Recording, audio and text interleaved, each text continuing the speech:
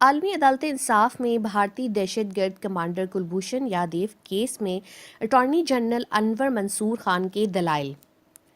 ہمسائے بھارت نے امن کو خراب کرنے کی کوشش کی۔ بھارت اپنے ہمسائے ممالک کا امن تباہ کرنے کے لیے جاسوس بھیجتا ہے۔ اٹارنی جنرل انور منصور خان را بلوچستان میں امن کو سبوتاژ کرنے کے لیے داخل ہوئی۔ پاکستان کے مختلف شہروں میں بھارت دہشت گردی میں ملوث ہے۔ ثبوت ہیں بھارت دہشت گردی کے لیے افغان سرزمین استعمال کر رہا ہے۔ بھارت نے پڑوسی ممالک میں دہشت گردی کرائی اور جاسوس بھیجے۔ ثانیہ اے پی ایس میں معصوم بچوں کی شہادت بھارت نواز گروپوں کا شاخسانہ تھی۔ بھارت کی مداخلت اور دہشت گردی سے ہزاروں پاکستانی شہید ہوئے۔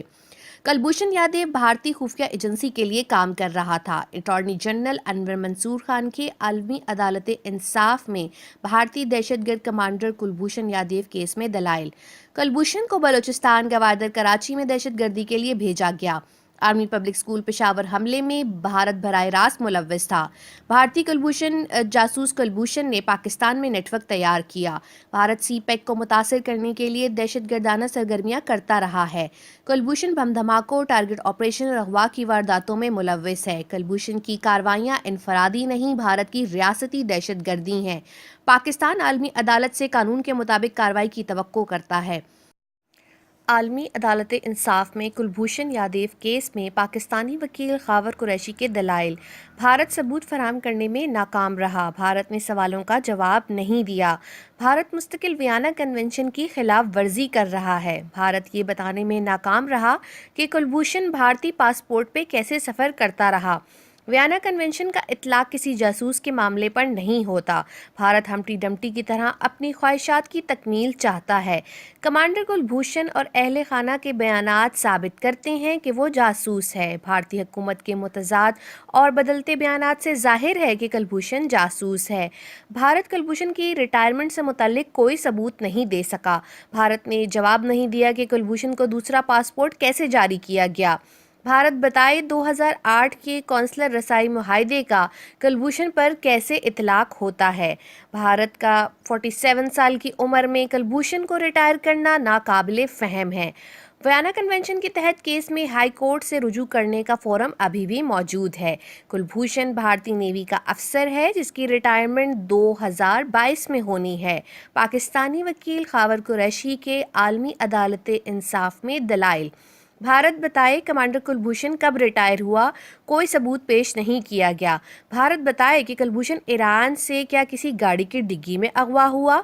بھارت بتائے کہ کمانڈر کلبھوشن کا جھوٹے نام کا پاسپورٹ کیوں بنایا گیا۔ کمانڈر کلبھوشن کے سفری دستاویزات بھارت دنیا سے کیوں چھپا رہا ہے۔ وہ حسین مبارک پٹیل ہے یا کلبھوشن یادیو۔ کلبھوشن یادیو کی شہریت سے متعلق ابھی تک فیصلہ نہیں کیا گیا۔ جب ایک شخص کی شناخت مصدقہ ہی نہیں تو قونصلر رسائی کیسے؟ پاکستانی وکیل خاور قریشی کے عالمی عدالت انصاف میں کلبھوشن یادیو کیس میں دلائل۔ مودی کے اقتدار میں آنے کے بعد را نے بلوچستان کو غیر مستحکم کرنا شروع کیا۔ کمانڈر کلبھوشن کے دستاویزات پہ بدلتا بھارتی موقف کمزور کیس کی نشانی ہے۔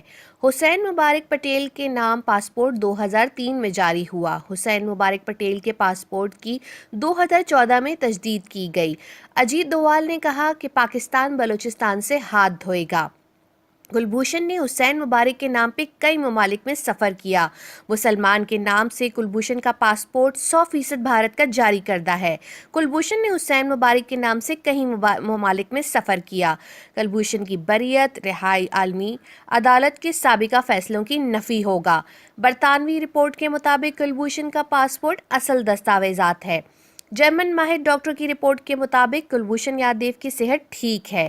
قومی سلامتی کے معاملات میں روس امریکہ نے کئی بار قونصلر رسائی نہیں دی۔ بھارت کا شکریہ، اپنے ہی جاسوس کا کیس عالمی عدالت میں لا کے خود کو آشکار کر دیا۔ 50 سالوں میں کوئی بھی ملک بے عزتی کے ڈر سے جاسوسی کا کیس نہیں لایا۔ بھارت بتائے عالمی عدالت میں ایک اجرتی قاتل کے لیے وہ کیا انصاف لینے آیا ہے۔ بھارت نے پاکستان میں جاسوس بھیج کے ویانا کنونشن کی خلاف ورزی کی۔ بھارت نے پڑوسی ممالک کے ساتھ تعلقات میں اخلاقیات کی خلاف ورزی کی۔ عالمی عدالت کلبھوشن کی رہائی جیسے مطالبات ماضی میں مسترد کر چکی ہے۔ واضح رہے 3 مارچ 2016 کو پاکستان کی سیکیورٹی فورسز نے بھارتی جاسوس کلبھوشن کو بلوچستان سے گرفتار کیا۔ 26 مارچ 2016 کو بھارتی ہائی کمشنر کو دفتر خارجہ طلب کر کے پاکستان نے اپنا احتجاج ریکارڈ کرایا۔ 29 مارچ 2016 کو پاکستان میں دہشت گردی کے پھیلانے کے حوالے سے کلبھوشن یادیو کا اعترافی بیان جاری کیا گیا۔ اپریل 2016 میں بلوچستان حکومت کی مدعیت میں کلبھوشن یادیو پر FIR درج کی گئی۔ 31 دسمبر 2016 کو پاکستان کی جانب سے انڈین جاسوس کلبھوشن یادیو کے خلاف دستاویزات اقوام متحدہ کے جنرل سیکرٹری کو دینے کا اعلان ہوا۔ 3 مارچ 2017 کو پاکستان نے کلبھوشن یادیو کی بھارتی حوالگی کے مطالبے کو مسترد کر دیا۔ 10 اپریل 2017 کو ملٹری کورٹ کی جانب سے کلبھوشن یادیو کو پھانسی کی سزا سنائی گئی۔ 10 مئی 2017 کو کلبھوشن یادیو کی پھانسی کی سزا کے خلاف بھارت نے عالمی عدالت انصاف سے رجوع کیا۔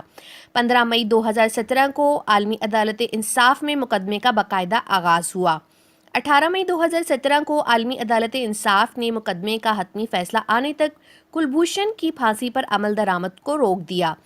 11 اکتوبر 2017 کو پاکستان کی جانب سے عالمی عدالت انصاف میں چیف جسٹس ریٹائرڈ تصدق حسین جیلانی کو بطور ایڈ ہاک جج تعینات کیا گیا۔ 25 دسمبر 2017 کو انسانی بنیادوں پہ پاکستان نے کلبھوشن یادیو کی والدہ اور بیوی سے اس کی ملاقات کروائی۔ عالمی عدالت انصاف میں بھارت اپنے دلائل جمع کروا رہا ہے، جبکہ پاکستان کی جانب سے مزید دلائل آئندہ سماعت میں پیش کیے جائیں گے۔